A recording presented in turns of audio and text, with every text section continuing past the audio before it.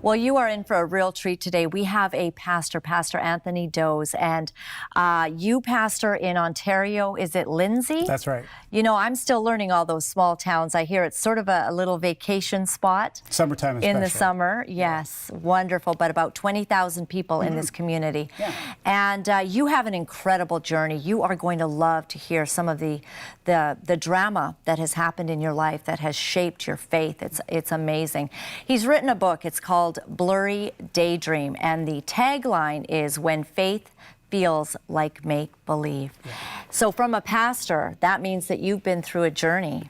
True. Discovering what faith is really all about. Were Absolutely. you born into a Christian family? I was raised as a Catholic, and as a young boy, I found Christ when I was 16. But through my whole journey, I always sensed that there was a God in my life. It wasn't really real until I became a Christian at 16. But I did know that there was a God. I sensed him in the wonder of creation, in the beauty that, growing up on a farm, I always felt that there was somebody, someone out there. You know, we're going to get into the title of why Blurry Daydream, and your book is coming out August 2017, and there are some real correlations that you have made about vision and life and faith. You had some pretty tough experiences, actually, some that have really shaped your life. Tell me about some of the most memorable ones. Sure. I start the book off about a young little boy discovering wonder, which led to curiosity and questioning. And then about when I was 10, I had a terrible experience happen to me, playing with some friends, little buddies. One of our little boys that were with us was killed tragically, and he was hit by a truck as we were playing, and I was blamed for that incident. And the little dreamer in me died that day. And so all the wonder and all the beauty of my life was devastated in a terrible moment where all the blame was placed on me, being the oldest boy. And so that was devastating. And religious people tried to come to my aid and say a few words and say a prayer, but nothing really could heal that make that better in that moment. And so it was a sudden and a shocking thing that happened as a young boy. Was it some things that were said to you by adults or people in the, and so just a devastating situation, I can only imagine. And so how did you begin dealing with that as you moved forward? Well, in my book, I talk about how love rescued me. You see, my parents did an amazing thing. They just spent time with me. They didn't know and didn't have the right words, but what they did was they were present with me and my brother, Kevin, who was with me at the time. And so in that love and being there, the tragedy happened on a Thanksgiving weekend, and we didn't get our Thanksgiving that weekend, but a couple months later, my mom put together a turkey dinner, and the idea of them walking with us to those months where love just showed up in the presence of my mom and dad, being there with us, loving us through it. They became Christians shortly thereafter themselves, and then the love of God began to show up in our home. And as my dad says, the light, I found the light. And all of a sudden our family began to really see the love and beauty and grace of God into our lives. As you look back, do you feel that in some amazing way, the tragedy that your family went through, because it wasn't only you, it would have been tragic for your parents to be dealing with the pain and the love they have for you and all of that. Do you feel that that opened their heart to God? My parents, I think, were always seeking. They didn't find enough in religion. Religious ritual was not enough. My dad always felt there was something more. When my parents became Christians, we, as young boys, I got 4 brothers, so 5 of us, we thought, our parents were strange. Like, Jesus was talked about all the time, not just on Sundays.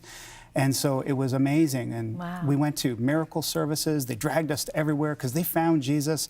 And it changed everything. It changed everything. Went to a Catherine Kuhlman. I saw miracles, and it was amazing. And I also saw miracles in our home. My mom and dad started a prayer meeting and met with people and prayed with people. And there was a lady that walked off the highway where our farm was, up our laneway. She had a tumor in the side of her neck, and they prayed for her, and it disappeared. And I saw miracle after miracle. And it's amazing. And so another tremendous event that shaped your life was in your 20s. Yes.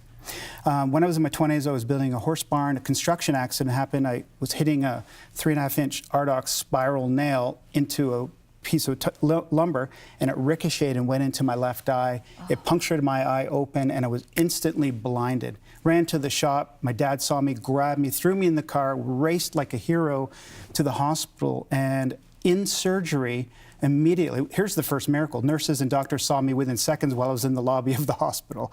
It was quite a story. And then I was awake for the surgery. They were putting my eye together, and I was so nervous. I was in shock. I was so fearful. Under my breath, I prayed, God, you know, let a nurse, you know, hold my hand. You know, human touch does that, calms you down. And immediately, I felt 2 hands on my chest in the surgery. Surgery was over. I thanked the doctor, and I said, I apologize for being so fidgety. And he said, oh, no, it was one of the easiest eyes I ever had to operate on. And I said, then can you thank the nurse that put her hands on my chest? And he said, pardon?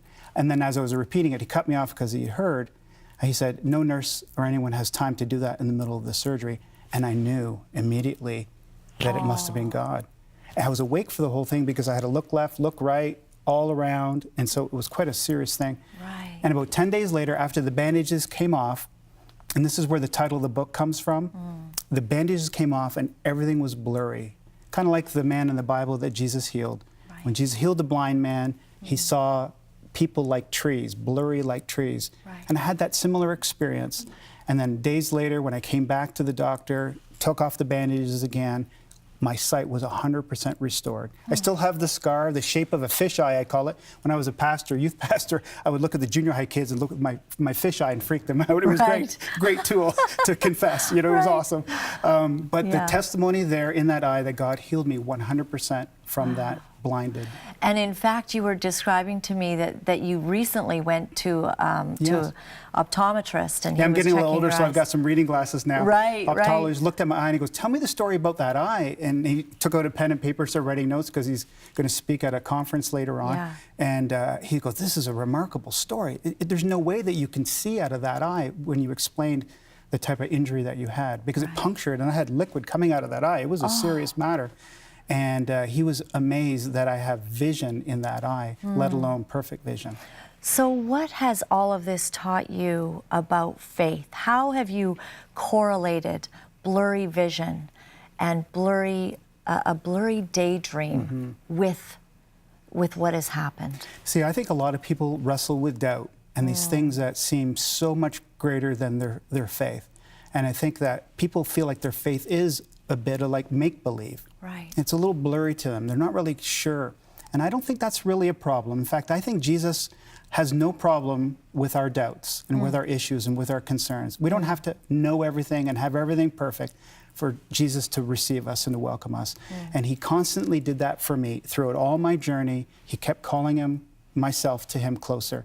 In fact, doubting Thomas, you know, we call him Doubting Thomas, but Jesus never did. No labels from Jesus. Jesus saw Thomas after the resurrection for the very first time. And what did he do with Thomas in all of his struggle and his doubting? He said, Thomas, come here, touch me. Come closer. In fact, so doubt was a precursor to faith. Doubt was used to draw him to touch Jesus, and Jesus touched him. That is so encouraging. We label people, but Jesus uses our doubt, or even the doubt that sometimes our children are wrestling with in this generation, as a precursor to faith. We doubt, but then when we see how God comes through, that is when faith is ignited. Oh, that is beautiful. Thank you for sharing your story. Bless you in your church. I know that Brian is going to be talking to you more about pastoring and the call of God in your life. Thank you for sharing your journey to faith.